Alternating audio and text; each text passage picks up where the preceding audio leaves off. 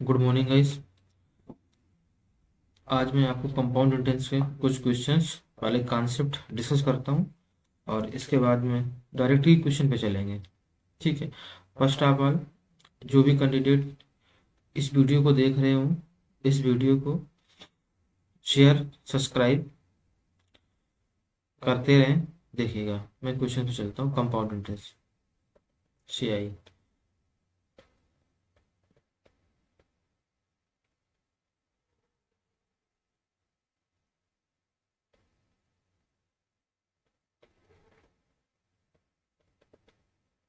चक्रवृद्धि ब्याज। पहले आप ये समझिएगा कि साधारण ब्याज और चक्रवृद्धि ब्याज में दोनों चीज़ों में डिफरेंस क्या होता है। तो सिंपल सी बात है कि साधारण ब्याज जो मिलता है वो हर वर्ष समान मिलता है, और चक्रवृद्धि ब्याज जो होता है वो ब्याज पर ब्याज मिलता है। मैंने कहा ब्याज पर ब्याज, जो पैसा जितनी देर आप पीछे छोड़ते रहेंगे उस पर। इन सारी बातों को हम क्वेश्चन से समझते हैं बहुत आसानी से। और अगर आप इसका बेसिक कॉन्सेप्ट समझेंगे, एक फार्मूला मैं आपके सामने लिखे दे रहा हूँ। ए बराबर पी 1 + r/100 की पावर n। इसमें ए जो है आपका मिश्रण अमाउंट, और पी जो है आपका, ये आपका मूलधन रहा होगा, ये आपका मूलधन। और आर, आर जो भी रही होगी ये समय, डाटा परसेंट। और एन जो भी है आपका टाइम समय। क्वेश्चन को हम इस फार्मूले को बड़े रेयर केस में यूज करेंगे। सारी चीज़ समझते हैं कॉन्सेप्ट, क्योंकि अगर आप वो समझ जाएंगे तो क्वेश्चन आसान कर पाना आपके लिए बहुत आसान हो जाए। ठीक है। तो पहले तो आप समझिएगा डिफरेंस की जो मैंने बात करी है। जैसे मान लेते हैं कोई वैल्यू लेट किया, आप ऐसी वैल्यू लेट करें जो वैल्यू आपके लिए सॉल्व कर पाना आसान हो। अगर वैल्यू थोड़ी सी टिपिकल में है तो आप समझ नहीं पाएंगे। तो मैं एक काम करता हूँ, वैल्यू लेट कर लिया मैंने 2,000 रुपये। मैंने कहा हमारे पास जो प्रिंसिपल था 2,000 रुपये। तो पहला क्वेश्चन ये होगा कि 2 साल का, 2 ईयर्स का 10% रेट ऑफ इंटरेस्ट से, टाइम आपका 2 ईयर्स है, ये रेट ऑफ परसेंट है, आपका चक्रवृद्धि ब्याज क्या हो। इसको समझते हैं कि पहले चक्रवृद्धि ब्याज निकालेंगे कैसे।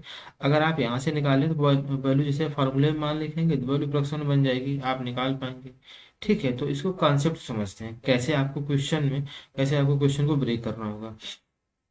अगर आप 2,000 रुपये का 10% निकालेंगे तो इस तरह से 10% आप निकाल रहे होंगे। यहाँ से कितना निकल के आ जाएगा आपका 200 रुपये, पहला ईयर और दूसरा ईयर। यहाँ से मैंने निकाल लिया, 200 रुपये यहाँ मिला और 200 रुपये यहाँ मिला। ये मिल गया साधारण ब्याज, क्योंकि मतलब हर बार समान मिलता है। और ये आपका चक्रवृद्धि ब्याज रहा, 200 रुपये यहाँ भी मिल जाएगा, 200 रुपये यहाँ पर भी मिल जाएगा। जितना साधारण ब्याज पे मिला है उतना चक्रवृद्धि ब्याज पे भी मिलेगा, लेकिन एक्स्ट्रा क्या मिलेगा, ब्याज पर ब्याज। जो एक्स्ट्रा होगा वही मेरा चक्रवृद्धि ब्याज होगा, इस 200 का 10%। जब आप इस 200 रुपये का 10% निकालेंगे, क्योंकि रेट ऑफ परसेंट आपकी 10% थी, ये बात क्लियर होगी। तो यहाँ से 10 दूनी 20, इसका मतलब 20 रुपये ब्याज और मिलेंगे। 20 रुपये। तो यहाँ कितना मिल गया आपको, ये मिल गया आपको 400 रुपये, ये मिल गया आपको 400 रुपये। और यहाँ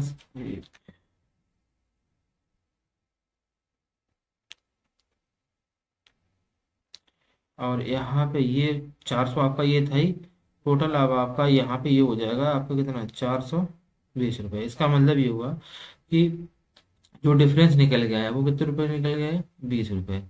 ये बात क्लियर हो गई यहाँ से। अब इस क्वेश्चन को अगर हम समझ लेते हैं पहले, फिर बताते हैं करना कैसे। जो वैल्यू मैंने लेट की थी, पी का मान जो मैंने लेट किया था, वो लेट किया था मैंने कितना, 4,000 रुपये। जो रेट ऑफ परसेंट हमारी थी वो थी 10%। जो टाइम था वो था कितना, 2 ईयर्स। ठीक है। अब मैंने आपसे कहा कि अगर इस क्वेश्चन को हम रेट ऑफ परसेंट से सॉल्व कर रहे होते तो किस फॉर्मेट में करते। तो सब कॉन्सेप्ट दोनों समझ लीजिएगा। जो कॉन्सेप्ट, जो जो वैल्यू के अकॉर्डिंग जो फॉर्मेट हमारा फिट होगा, हम उसी क्वेश्चन से, उसी फॉर्मेट से क्वेश्चन को सॉर्ट आउट करेंगे। ठीक। रेट ऑफ इंटरेस्ट अगर मैंने कहा, ये था आपका पहला साल, ये था आपका दूसरा साल। यहाँ लिख लेते हैं हम साधारण ब्याज, यहाँ लिख लेते हैं हम चक्रवृद्धि ब्याज। तो 10%, 10%, 10%, 10%, 10 का 10% कितना हो जाएगा, एक हो जाएगा। आपको पता है 10 का 10% एक। 10% का मतलब ये हुआ कि इस क्वेश्चन को हम रेट से सॉल्व कर लेंगे। तो यहाँ पर ब्याज कितना हो गया, 20, इन दोनों का ब्याज कितना हो गया 20, 10 10 20 और 1 21। इतना क्लियर होगा। अब देखिएगा जो एक्स्ट्रा है, मैंने कहा जो ब्याज पर ब्याज होता है वही सीआई और एसआई का डिफरेंस होता है। इतना क्लियर हो गया। अगर आप यहाँ से क्या करेंगे, अगर 4,000 रुपये ये था आपका, इसका आप 200% निकालेंगे, 20% आप निकालेंगे, सॉरी 20%। जैसे आपने क्या किया, 20% यहाँ से निकालिए, मैंने 4,000 वैल्यू थी वहाँ चार, कितना निकल गया है, 4 दूनी 8, ये 200 रुपये, 800 रुपये निकल गया है आपका। ठीक है, यहाँ पर वैल्यू मैंने शायद 2,000 यूज की थी, चलिए ठीक है। और यहाँ पर मैंने 4,000। अब देखिएगा 4,000 आपका ये था, यहाँ 21% जब आप निकालेंगे, तो 21% जब आप निकालेंगे, यहाँ से मैंने इसको सॉल्व किया, और 4 1 हम 4, 4 दूनी 8, इतनी बात क्लियर हुई। अब ये एक्स्ट्रा क्यों निकला, क्योंकि 1%। आप बात को समझिए, अगर इन दोनों के बीच का डिफरेंस अगर आप देखेंगे तो कितना निकल के आएगा, आप दोनों को बताएं, इन दोनों के बीच का जो डिफरेंस है वो कितना निकला, वो 40 रुपये। इसका मतलब हुआ सीआई और एसआई का जो डिफरेंस है, चक्रवृद्धि ब्याज और साधारण ब्याज का जो डिफरेंस है, वो ये निकल के आएगा यहाँ से। इतना क्लियर हो गया, ये चीज़ क्लियर हो रही है आपको। टाइम आपका 2 साल का दिया गया है। और जो इसमें मैं चीज़, एक चीज़ और ऐड ऑन करूँगा, यहाँ से ये लिख दूंगा मैं। ठीक है, अब मैंने कहा एक ही वर्ष का अंतर है, तो इसका मतलब ये हुआ, अगर ये डिफरेंस की बात कर रहे हैं तो एक काम करते हैं, ये 4,000 लिया और इसका 1% हमने यहाँ से सार्ट आउट किया। जैसे 1% निकाला, कितना रुपए निकल गए, 40 रुपये। यार इतना सब करने के बावजूद भी तो हम यहीं पे निकल रहे हैं। इसका मतलब इस टाइप के जो भी क्वेश्चंस हम ब्रेक करेंगे तो हम ऐसे ही करेंगे। मैंने कहा 4,000 वैल्यू आपसे बताया, पी का मान कितना उठाया मैंने, 4,000 रुपये लिए, ठीक। जो आपकी रेटा परसेंट थी वो 10% थी। टाइम आपका 2 इयर्स था। तेरा चक्रवृद्धि ब्याज और साधारण ब्याज का डिफरेंस बता दो, ठीक है। तो मैंने कहा हर वर्ष, इसका मतलब अगर वो 2 इयर्स की बात करेगा, अगर वो 2 इयर्स की बात करेगा, तो जितने परसेंट रेट होगी, रेट का आप उतने ही परसेंट निकाल लीजिए, वही डिफरेंस है, क्वेश्चन खत्म हो गया।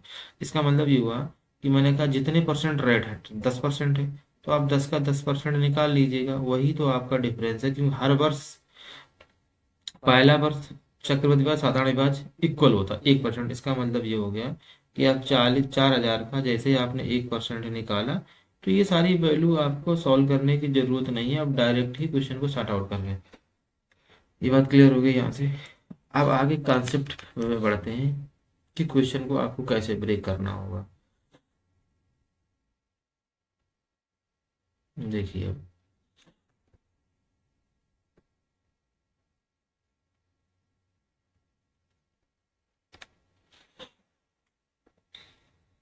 जैसे मैंने कोई वैल्यू उठा ली, मैंने कोई भी सी वैल्यू ले ली, जैसे मान लेते हैं एक वैल्यू में ऐसा कुछ लेट कर लो। मैंने कहा कि जो पैसा था हमारे पास में,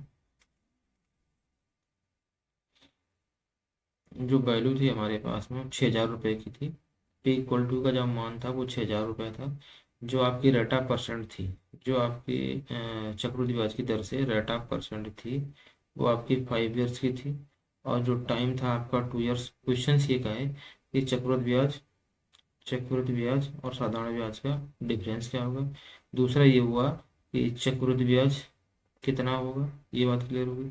तो दो क्वेश्चन है आपके सामने, पहला ये, दूसरा क्वेश्चन ये। तो अगर डिफरेंस मैंने अभी बताया क्वेश्चन में, जितने परसेंट रेट होगी उतनी परसेंट हम निकाल दें, वो मेरा अंतर। तो मतलब 5% है रेट, तो 5 से 5% 0.25। इसका मतलब 5 रेट ऑफ परसेंट से अगर हम निकालेंगे तो 25 0.25 करता है। इतनी चीज क्लियर होगी। इसका मतलब अगर इस वैल्यू का, ये 6,000 जो रुपये आपको दिए गए थे, 0.25 हम निकाल देंगे, 0.25, ये 25 निकल गया, 0.25, 25 100 से डिवाइड मार देंगे तो ये निकल के आएगा 0.25। इतनी चीज क्लियर हो गई। यहाँ से हम क्या करेंगे, इसको सॉर्ट आउट कर देंगे, ठीक है। ये डिफरेंस की बात कर रहा हूँ, 25 150, ये चीज क्लियर हो जाएगा, 150। 6 पंचे 6 दूनी 12, 3 6 पंचे 30, 3 6 दूनी 12, 3 12 3 15, 2 अंक पर दशमलव, ये निकल गया डिफरेंस। ये चीज क्लियर हो गई यहाँ से। डिफरेंस की जो बात की थी वो निकल गया है। 5 जो था, 5 का मैंने क्या किया, 0.25, पचम 25, 100 से डिवाइड मारा 0.25% आप निकाल लीजिए इसका। जैसे मैंने 0.25 निकाला यहाँ से 0.25%, ठीक, यहाँ से ये निकल गया, 2 जीरो मैंने यहाँ से ब्रेक कर दिए, 1 जीरो मैंने यहाँ लगाया, और 6 पंचे 30,